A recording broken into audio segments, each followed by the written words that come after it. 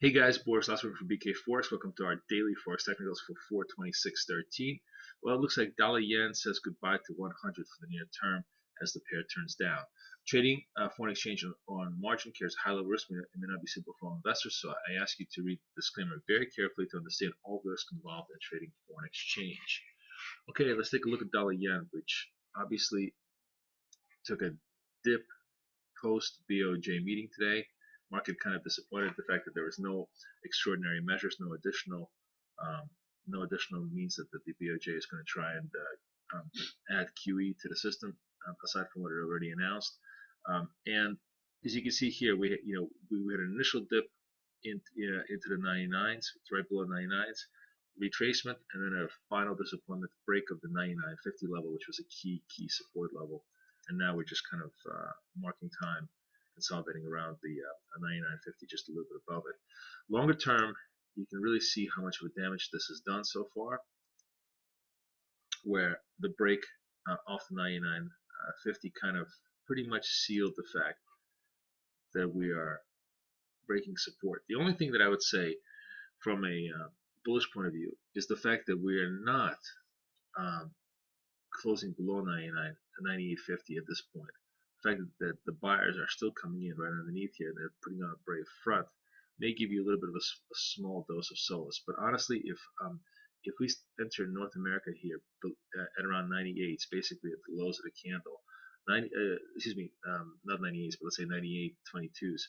98 then comes into view, and then you have a full distribution pattern here, topping pattern, as the pair just simply fails to take out the 100 for the time being. Um, Having said this, though, dollar yen is a very volatile pair, and nothing can be discounted.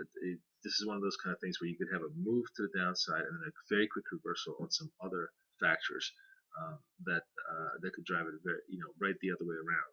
So the prospect of 100 still lies out there, but it's becoming dimmer and dimmer, and the probability that we may have made a near-term top certainly has increased substantially, given the fact that we've had all these multiple failures at the 100 over the last several days, and today's break of 98.50, which it continues to kind of battle with, still suggests that there's further downside in the trade.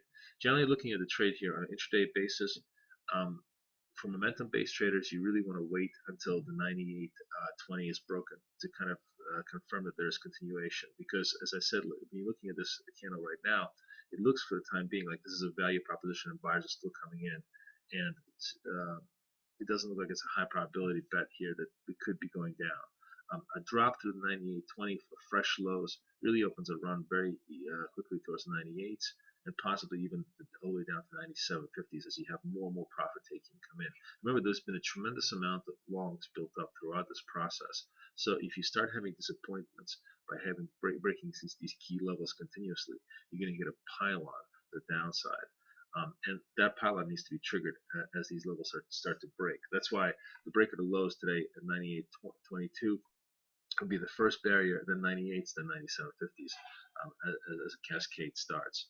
Conversely, the upside, if we trade all the way back up to 99.50, that would certainly put us much more of a bullish bias, but still would keep the 100 outside of the view, unless, of course, we take out the 100 completely. The key thing on the upside for dollar yen, in my opinion, is the 100 gets to go conclusively at around 100, 110 in order for the true upside to reestablish itself as we trade. This is how the pair looks much more on a longer term basis across all of April, and you can see just a continuous topping pattern, a second wave of move towards the 100, and a failure today. That's why the probability that we're going down this way begins to start to increase substantially, and that seems to be the primary look within this pair as the day starts. That's in fact the biggest story of the day. Euro, on the other hand, is just doing nothing but consolidating in a very tight range. We did hold the 130 after yesterday's very sharp sell-off post Goldman Sachs speculation that the ECB is going to cut rates. Euro continues to sort of perform relatively well on this 30 level. But here's another thing that's sort of interesting. It's the reverse of the yen. We continue to hold it, but once we break it conclusively, in other words, once we start breaking down below the 130 level, and sorry, let me just delete this. And to me, the critical level here is this 129.50. We've held that several days ago. If we start to break below this level today, that would put another very, very negative construct on the euro and open up the whole possible retest here of the 2750, 2800s as we go to the downside. Conversely, a takeout of the 3080 highs. Yesterday's the pair stalled this 3080 highs, and the Goldman news just basically flipped it right around. This right over here. A flip back past this, really essentially towards the 31s, really opens up the prospect of a stronger rebuild. 3080 highs would be the first level. The 3125s is the most conclusive level for a bullish move. If we break that through the 3125s, then we're looking all the way out to 32s as a possible target. Those are the intraday levels where the euro starts to trade as we proceed.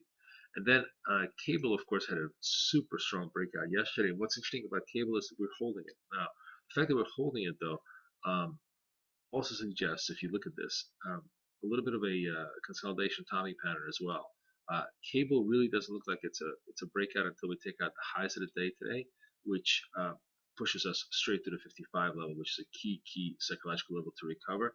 Or if we start breaking down below the 54s, that would suggest more of a topping pattern and probably a retest of 5350s as the day proceeds. So cable trapped in this 54, 54.75 level for the morning session as the key levels to try to penetrate as the day proceeds. And lastly, Aussie is there was Goldman Sachs also speculated that RBA is going to cut rates. That's obviously weighing on Aussie right now. And you see the Aussie now dipping below the 103 level. Aussie lows of the day is 102.70. This is sort of a key shelf support. Right over here. Key shelf support. This starts to break down to the downside. It opens up 102, retest 102.50 again. Top side, obviously 103.50, which used to be. This is classical. Let me just show you this on a longer term basis. It's just very classic technical analysis. 103.50, very strong support. 1, 2, 3, 4, 5 times. It gets broken, and now becomes a much heavier resistance. Resistance here.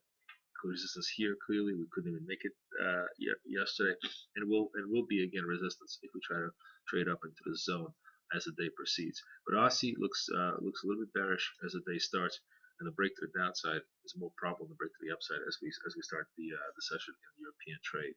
That's pretty much how the day shapes up. Wishing you guys the best of luck and the best of trading. As always, trading foreign exchange on margin, there is a high level of risk, and I invite you to read this disclaimer very carefully in order to appreciate all the risks in trading Forex. Over and out.